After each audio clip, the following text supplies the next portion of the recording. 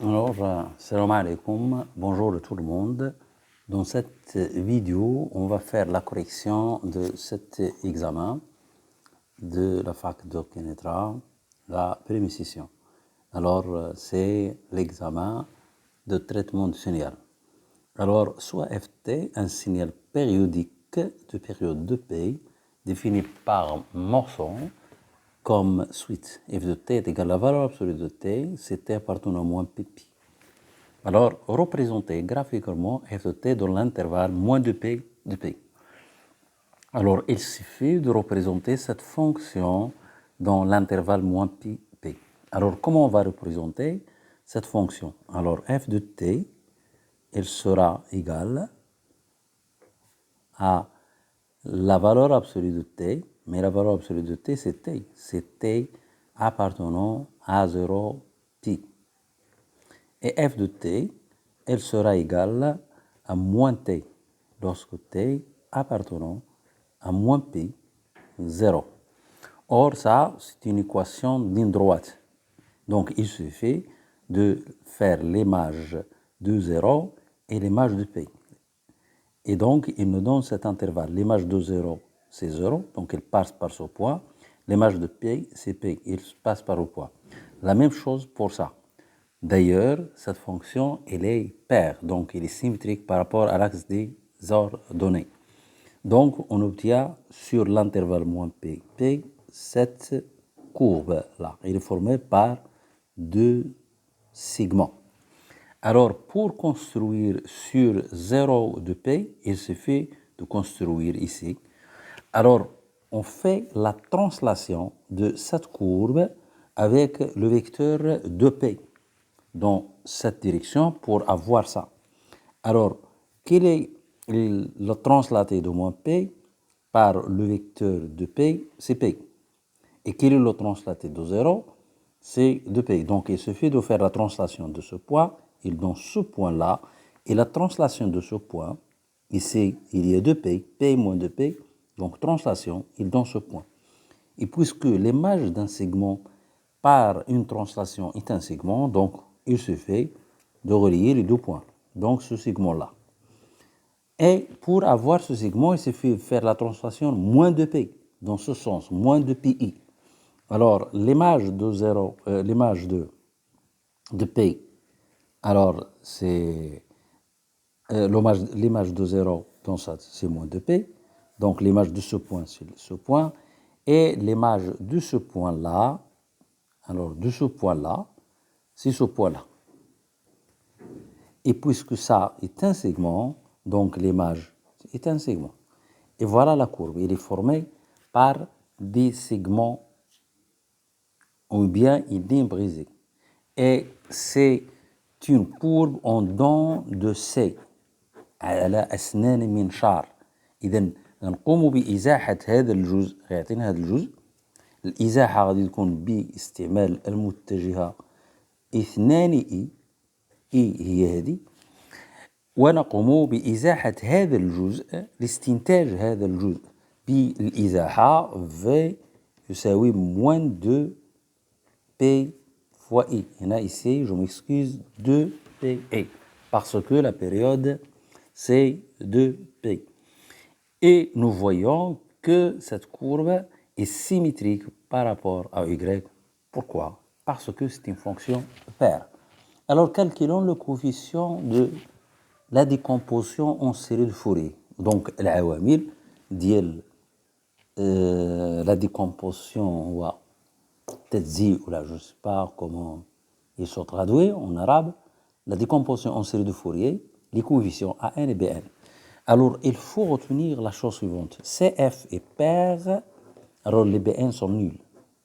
Et CF est impair, alors les A1 sont nuls. Alors, il y a deux façons. Alors, il y a des auteurs qui définissent A0 comme ça, 2 sur T. L'intégrale sur un intervalle d'amplitude t, par exemple, t sur 2, t sur 2, ou bien f de t dt. Mais si on définit de cette façon, 2 sur t, alors dans l'inégalité de Parseval, on doit faire apparaître A0 sur 2 routes au carré. Et dans la série de Fourier, on doit faire apparaître A0 sur 2. Donc, moi, je travaille avec ça. A0 est égal à 1 sur 2P. Je ne fais pas 2. L'intégrale de moins P. P, puisque ça est pair, donc c'est 2 fois l'intégrale moins 0P. Alors, une primitive de T, c'est T carré sur 2.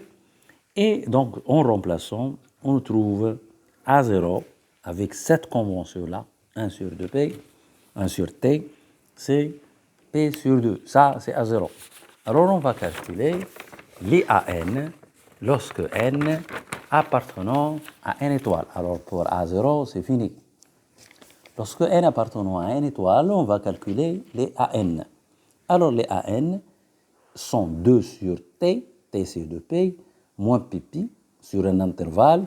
Ici, f de x ou bien f de t, ça revient au même. F de t ou bien x, c'est mute. Alors, ici, puisque ça est pair et ça est pair, donc ça est pair, donc l'intégrale de moins p à p, c'est 2 fois. Alors, n'oubliez pas que cf est pair, alors l'intégrale de moins a, a f de t dt, il est égal à 2 fois l'intégrale moins 0 a f de t dt. Et cf est impair, l'intégrale moins a, c'est 0. Donc ici, c'est 2 fois min 0 a, 2 fois. Ici, il y a x fois le cos. On n'a pas une primitive directe de x fois le cos, on va faire ce qu'on appelle intégration par partie. Ça, c'est U', ça, c'est V. Alors, comment on fait l'intégration par partie? On fait ici V, ici U. Qu'est-ce que c'est U? C'est une primitive de cos n. Qu'est une primitive de cos n? C'est 1 sur sinus de n. Il est bien connu qu'une primitive de cos, une primitive aslia de cos de ax plus b est 1 sur a sinus de ax plus b. Ça, et une primitive dire sinus de ax plus b, c'est moins a le cos. Donc, une intégration par partie, c'est v ici, c'est u c'est 1 sur 1 sinus, moins 2 sur b ici. L'intégrale moins 0, ici c'est v', mais v' c'est 1 sur n fait sinus. Donc ici c'est uv, ici c'est v fois u, et ici c'est v', ici c'est v' fois u. Donc v' c'est 1, donc on est débarrassé de x, on a éliminé x. Maintenant, qu'est-ce que c'est une primitive de 1, de sinus de 1 sur x? C'est moins 1 sur n, ce n, elle va sortir, c'est une constante. Primitive de sinus, c'est moins. Moins avec moins, il devient plus. Et donc, on est arrivé à ça. Alors, sinus de n fois p, c'est 0, il est bien connu. Et sinus de 0, c'est 0. Il faut retenir ça par cœur. Quel que soit x appartenant à R, quel que soit k appartenant à Z, sinus de kp, c'est toujours 0. Et le cos de kp est égal à moins 1 à la puissance k. Ça, à retenir pour des calculs. Donc, ça, c'est 0. Ça, je remplace. N, elle va sortir, c'est n carré, 2, c'est p. Alors, c'est moins 1 à la puissance n. Donc, le cos de np, c'est moins 1 à la puissance n, moins le cos de 0. Mais le cos de 0, il est bien connu, c'est 1. Alors, donc, si n est impair, c'est-à-dire, il s'écrit de k plus 1. Et dans moins 1, c'est moins 2, Donc, c'est moins 4 sur, ici, je m'excuse, c'est 2k plus 1, le tout au carré. Parce que n ici, n, ça, le k n impair. Le k impair, mais non nul. Parce que à 0, ce n'est pas ça. Le k pair, mais non nul. Le k pair, non nul. Alors, le k pair non nul, c'est ça, et k non nul, c'est 0. Pourquoi? Parce que si n est pair, moins à la puissance n, c'est 1, 1 moins 1, c'est 0. Et voilà, la conclusion, on a A0, il est déjà, c'est P sur 2, A de k plus 1, c'est moins 4, 2k plus 1, le tout au carré fois B, A de k est égal à 0. Alors, maintenant, on va voir la question. Quelle question maintenant? C'est la question représenter le spectre d'amplitude et de phase. Ici, le phase, il est toujours nul, parce que les alpha k, ou bien alpha n, c'est moins arc tangent de B1 sur n. Or, les B1 sont 0 et arc tangent, c'est 0. Donc, on va représenter ce qu'on appelle le spectre d'amplitude. Tout d'abord, A, l'amplitude A de k plus 1, lorsque n est impair. C'est 4 de k plus 1 au carré P. Alors, pourquoi? Parce que AN, en général, c'est racine de AN au carré plus BN au carré. Et puisque AN est égal à, BN est égal à 0, c'est la valeur absolue. Et donc, c'est la valeur absolue de A de k plus 1. C'est ça. Et A de k, 0, c'est 0, parce que ça est égal à 0. Et A0, c'est P sur 2. Donc, on va représenter ces amplitudes en fonction de k. Voilà k qui varie. K est égal à 1. Il n'existe pas ça, c'est faux. C'est ça, cette barre. K est égal à 0, donc c'est P sur 2. K est égal à 0 ici, c'est 0. C'est P sur 2, c'est ça. C'est cette barre. Alors, K est égal à 1, c'est P sur 4. On remplace ici K par 1. Alors, si on remplace K par 1, alors, N par 1, donc K par 0, il reste 1 fois P, donc c'est P sur 4. Donc, pour K est égal à, pour N est égal à ça, c'est P sur 2. Pour N est égal à 1, c'est-à-dire K est égal à 0. Pour N est égal à 2, c'est-à-dire K est égal à 1, mais pair, c'est nul. Et ainsi de suite. Ça, il devient 4 neuvièmes sur P.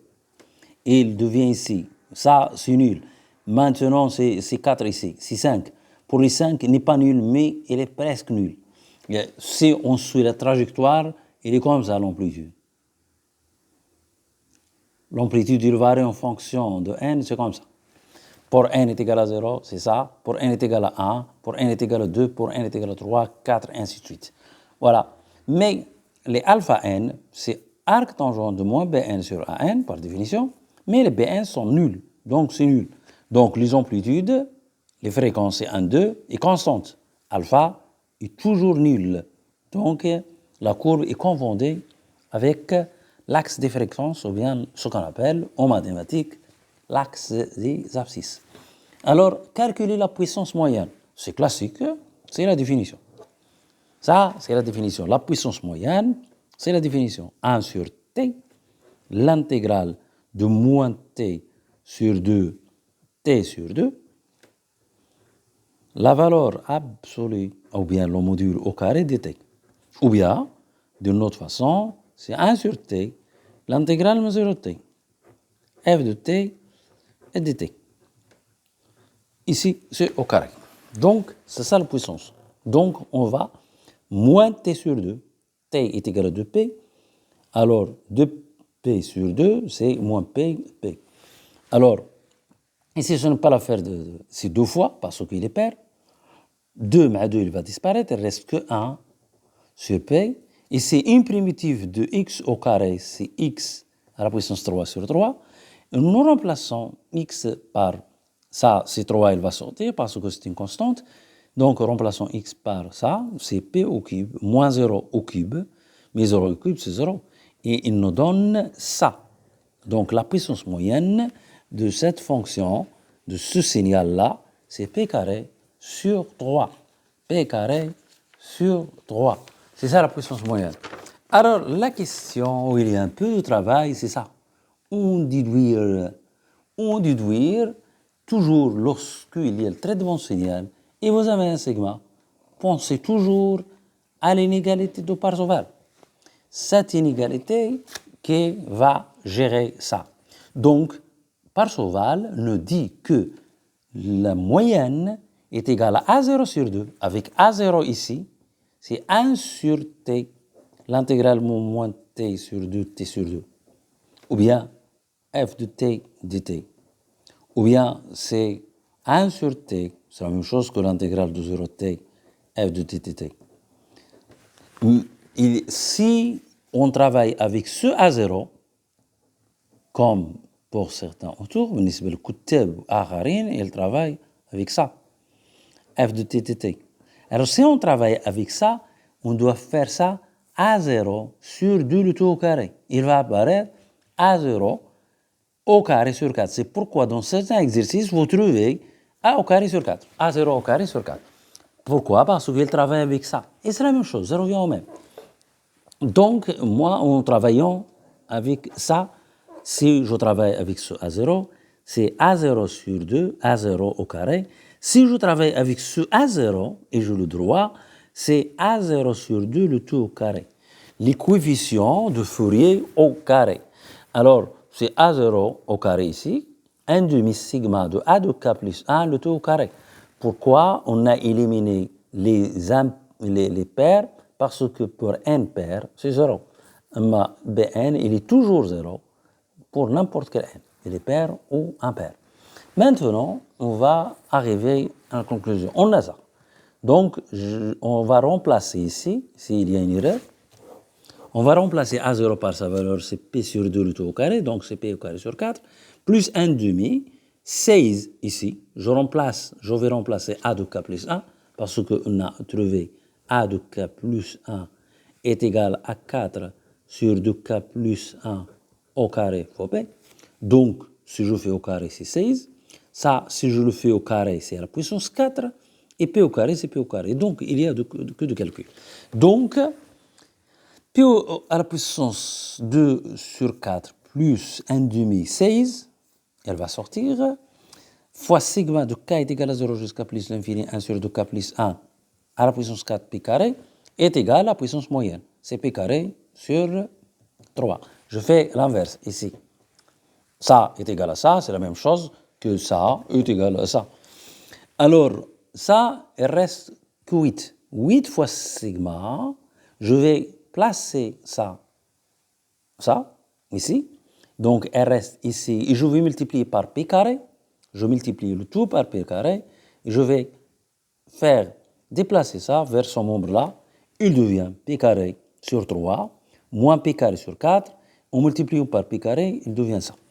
Donc, si nous calculons ça, rendre au même numérateur, il devient P carré sur 12. P carré fois P carré, c'est P sur 4. P os 4. Et voilà, c'est 8 ici. Alors, puisque 8 ici, nous voulons 7 sigma. Donc, sigma de K est égal à 0 jusqu'à plus l'infini, dit 1 sur 2K plus 1 à la puissance 4, égale, on va diviser par 8. Nous divisons ici par 8, nous divisons ici par 8. Diviser par 8, ça revient à multiplier 12 par 8. Si vous faites du calcul, vous trouvez P4 sur, alors, ce qu'on voulait sur 96. Alors, vous faites du calcul, voilà, 12 fois 8, 2 fois 6, 16, 8 fois 1, c'est 9. Et voilà, c'est la fin. Alors, bonne chance à tout le monde. J'espère vraiment que vous ne ratez pas ce module-là. À bientôt dans une prochaine vidéo.